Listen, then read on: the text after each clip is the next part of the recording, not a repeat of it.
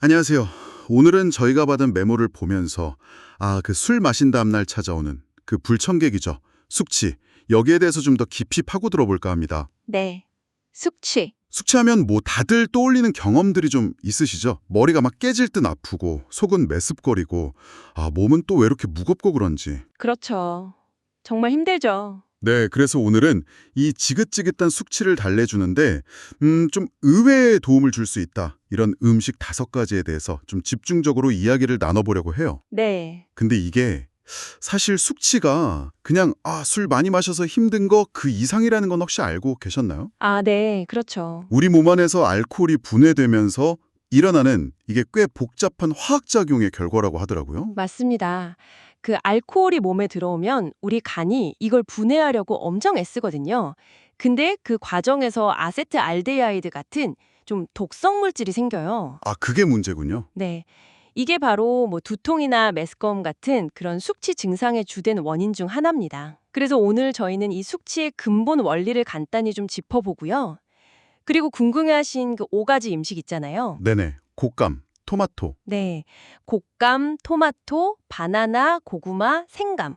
이게 각각 어떤 과학적인 원리로 숙취 해소에 기여하는지 한번 살펴볼 겁니다. 네. 아마 들으시면 이게 숙취에 좋다고 하실 수도 있어요. 저도 약간 그랬어요. 그렇죠. 평범한 간식이나 뭐 식재료로만 생각했던 것들의 어떤 숨겨진 효능을 발견하는 재미가 좀 있을 겁니다. 네네. 그리고 각 음식을 또 어떻게 먹으면 더 효과적인지, 또 어떤 점을 주의해야 하는지까지 저희가 좀 자세히 알려드릴게요. 와, 기대되는데요. 그럼 첫 번째 음식부터 바로 만나볼까요? 첫 번째가 바로 곶감입니다. 곶감이요. 네. 이게 달콤하고 쫀득해서 간식으로 참 좋은데 이게 숙취에 도움이 된다니 조금 의외였어요. 근데 옛날 의학서적인 동의보감 이런 데도 언급이 됐다니 꽤 오래전부터 알려진 방법인가 봐요. 맞습니다. 그 곶감이 숙취에 좋다는 이야기는 그냥 뭐 민간요법 이게 아니고요. 과학적인 배경이 있습니다. 오, 핵심 성분 중 하나가 바로 타닌인데요. 탄닌이요? 네, 타닌. 그 연구에 따르면 이 타닌이 알코올이 우리 몸에 흡수되는 속도를 좀 늦춰주고요. 그리고 간을 보호하는 역할도 한다고 해요. 흡수를 늦춘다. 네, 알코올이 한꺼번에 확 들어오면 간이 아무래도 힘들어하는데 타닌이 약간의 그런 완충 작용을 해주는 거죠. 뭐랄까 일종의 방어막 역할을 한다고 볼 수 있겠네요. 방어막이요. 흥미로운데요? 근데 이게 방어만 하는 게 아니라 지원도 합니다. 지원까지요? 네, 곶감에는 비타민C하고 과당도 꽤 들어있어요. 네. 이 성분들이 바로 그 숙취 유발 물질, 아까 말씀드린 아세트알데하이드, 이걸 분해하는 과정을 돕습니다. 아하. 그러니까 간의 해독 작업을 지원해주는 셈이죠. 그리고 또 곶감의 그 달콤한 맛을 내는 포도당하고 과당 있잖아요. 네네. 달죠? 이게 알코올 분해에 쓰인 에너지를 보충해주고 피로를 더는 데 도움을 줍니다. 한의학적으로는 위장에 열을 내려서 속을 좀 편안하게 한다 이런 시각도 있고요. 그렇군요. 그러니까 정리하면 곶감은 알코올 흡수를 늦추고 방어, 해독을 돕고 에너지를 보충하면서 다방면의 효과를 기대할 수 있는 거죠. 와, 방어와 지원이라니 비유가 아주 귀에 쑥쑥 들어오네요. 정말 생각보다 훨씬 똑똑한 음식이었네요. 근데 뭐든 좋은 점만 있는 건 아니잖아요. 그렇죠. 곶감 먹을 때 혹시 조심해야 할 부분은 없을까요? 뭐 예를 들어 너무 많이 먹는다거나 하는 경우요. 네, 좋은 질문입니다. 곶감이 칼륨 함량이 생감보다 훨씬 높아요.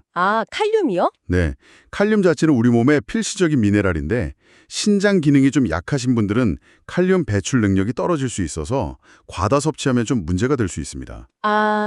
네, 그래서 이런 분들은 하루 섭취량을 좀 조절하는 게 좋겠죠.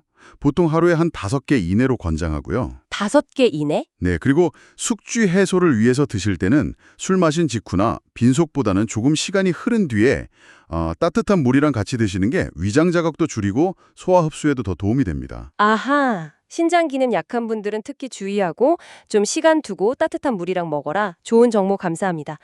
자, 곶감에 이어서 두 번째 주자는 토마토입니다. 토마토. 네. 이건 저도 술 마신 다음날 토마토 주스 찾는 분들을 본 적이 있어서 아주 낯설진 않네요. 역시 이유가 있었군요. 그럼요.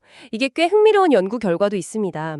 일본에서 소주랑 토마토 주스를 같이 마신 그룹하고 그냥 물만 마신 그룹을 비교를 해봤어요. 네. 그랬더니 토마토 주스를 마신 쪽이 혈중 알코올 농도 상승폭이 더 낮았고 알코올이 몸에서 분해되는 시간도 더 빨랐다고 해요. 와, 진짜 효과가 있네요. 네. 토마토가 실제로 알코올 대사에 영향을 준다는 걸 보여주는 결과죠. 신기하네요. 이런 효과는 토마토 속의 여러 성분들의 합작품인데요. 합작품. 네.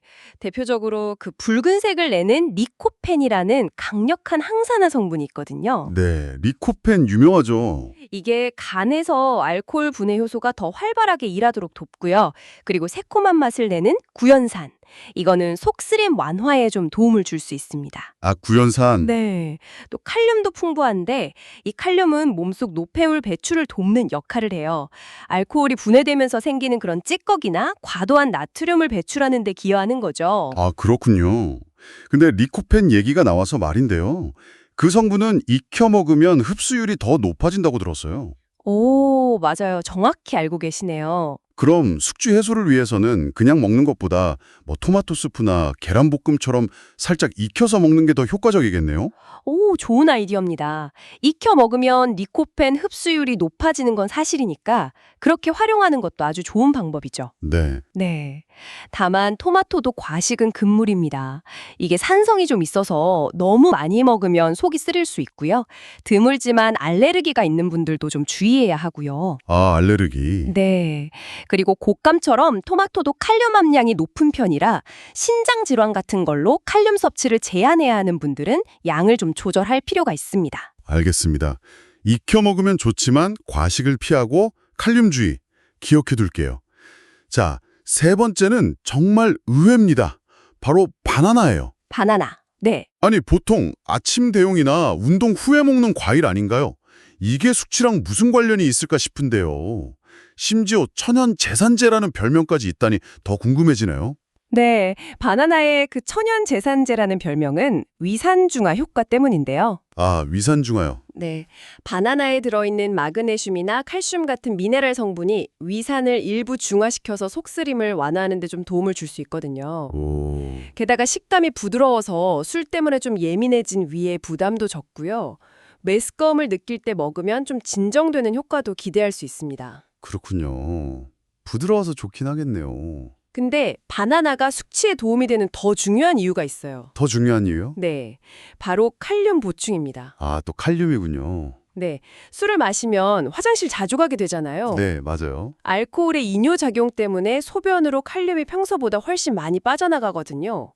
근데 칼륨은 우리 몸의 수분 균형하고 신경, 근육 기능에 필수적인 전해질인데 이게 부족해지면 막 근육 경련이 오거나 극심한 피로감을 느낄 수 있어요. 아, 그래서 몸이 무거웠나? 그렇죠. 바나나는 이 손실된 칼륨을 아주 효과적으로 보충해 줄 수 있는 좋은 식품입니다. 네. 여기에 비타민 B6 같은 알코올 분해를 돕는 비타민, 또 빠른 에너지 공급원인 천연당분, 장 건강에 좋은 식이섬유까지 들어있으니까 숙취 완화에 여러모로 기여하는 거죠. 와, 듣고 보니 정말 숙취에 도움이 될 만한 이유가 많네요. 생각보다. 그럼 바나나는 언제 어떻게 먹는 게 좋을까요? 이것도 무조건 많이 먹으면 되는 건 아닐 것 같은데요. 맞아요. 모든 적당히가 중요하죠. 하루에 한 1, 2개 정도가 적당합니다. 한두 개. 네. 바나나는 당분 함량이 꽤 높아서 너무 많이 먹으면 혈당이 좀 급격히 오를 수 있고요. 칼륨도 과하면 문제가 될 수 있어요. 고칼륨혈증 같은 거요. 네. 특히 아침 공복에 바나나만 딸랑 먹는 건 그렇게 추천하지 않습니다. 그런데 아, 그러세요. 이게 혈당 스파이크를 유발할 수도 있고 마그네슘하고 칼륨 균형에 좀 영향을 줄 수도 있거든요. 오히려 요구르트나 견과류처럼 단백질이나 지방이 있는 음식이랑 같이 먹는 것이 혈당 조절이나 미네랄 균형 면에서 더 안정적입니다. 아, 그렇군요. 아침에 바나나 하나만 먹는 습관, 저도 좀 바꿔봐야겠네요. 유용한 팁 감사합니다. 자, 어느덧 네 번째 음식입니다. 겨울철 대표 간식이죠, 고구마. 고구마 맛있죠? 네, 고구마는 왠지 속을 든든하게 해줘서 숙취에도 좋을 것 같다는 느낌은 딱 드는데 구체적으로 어떤 점이 도움이 되는 건가요? 고구마의 강점 중 하나는 바로 베타카로틴입니다. 베타카로틴. 네. 고구마의 그 주황색 빛깔을 내는 성분인데 이게 우리 몸 안에서는 비타민 A로 전환되거든요. 아하. 베타카로틴은 강력한 항산화와 항염 효과가 있어서 알코올로 인해서 손상될 수 있는 간세포를 보호하고 회복을 돕는 역할을 합니다. 특히 껍질에 많이 들어있다고 알려져 있죠. 아, 껍질이에요? 네. 그리고 또 고구마는 좋은 복합 탄수화물 공급원이에요. 네. 이게 왜 중요하냐면 복합 탄수화물은 혈당을 천천히 그리고 안정적으로 올려줍니다. 술 마신 다음 날 혈당이 떨어져서 기운 없고 좀 예민해지기 쉬운데 고구마가 이걸 좀 막아주는 거죠. 혈당 안정. 중요하죠. 네, 급격한 허기나 단 음식에 대한 갈망을 줄여줘서 폭식을 막는 데도 도움이 되고요. 여기에 앞서 바나나에서도 언급했던 칼륨하고 마그네슘도 풍부해서 전해질 균형을 맞추고 간의 해독작용을 지원하는 역할까지 합니다. 와. 그러니까 고구마는 간 보호, 혈당 안정, 에너지 공급, 전해질 보충, 여러 가지 측면에서 숙취 회복을 돕는 셈이죠. 정말 든든한 지원군이네요. 간 보호부터 혈당 안정까지. 그럼 고구마는 어떻게 먹는 게 영양적으로 가장 좋을까요?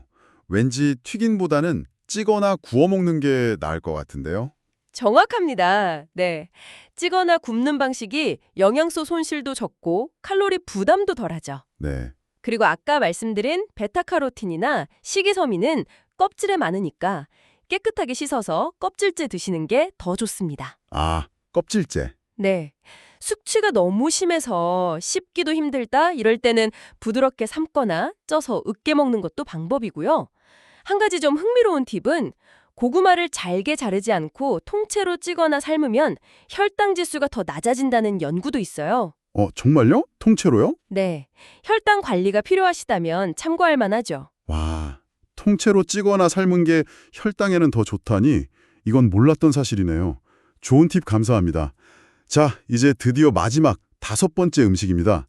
생강이군요. 생강. 네. 이건 향도 강하고 맛도 좀 알싸해서 호불호가 좀 갈릴 것 같은데 숙취 해소 효과는 꽤 오래전부터 인정받아 왔다고 들었어요. 네, 생강은 정말 오랜 역사를 가진 숙취 해소 재료 중 하나죠. 그렇죠. 생강 특유의 그 매운맛을 내는 진저롤하고 쇼가올이라는 성분이 핵심적인 역할을 합니다. 진저롤, 쇼가올. 네. 이 성분들은 강력한 항염, 항산화 효과를 가지고 있어서 알코올 때문에 생기는 몸속 염증 반응을 줄이고 또 간세포 손상을 완화하는 데 도움을 줍니다. 그리고 혈액순환을 촉진해서 몸의 전반적인 회복 속도를 높이는 데도 기여하고요. 아, 염증 완화, 혈액순환. 네. 특히 생강은 숙취로 인한 메스꺼움이나 구토 증상 완화에 효과적인 것으로 잘 알려져 있습니다. 관련 연구들도 꽤 있고요. 메스꺼움이요? 오. 네, 최근 연구에서는 생강이 위장을 진정시키는 것뿐만 아니라 알코올 분해 과정 자체에도 긍정적인 영향을 줄 수 있다. 이런 가능성까지 제시되고 있어요. 와, 직접적인 영향까지. 네. 생강의 그 따뜻한 성질이 몸의 대사를 활발하게 하고 독소 배출을 돕는다. 이런 시각도 있습니다. 메스꺼움의 효과가 탁월하다니 술 마신 다음 날 속 안 좋을 때 정말 유용하겠네요. 근데 생강은 그냥 먹기엔 좀 부담스러운데 어떻게 먹는 게 가장 효과적일까요? 역시 차로 마시는 게 제일 일반적일까요? 네. 생강차는 가장 좋은 방법 중 하나입니다.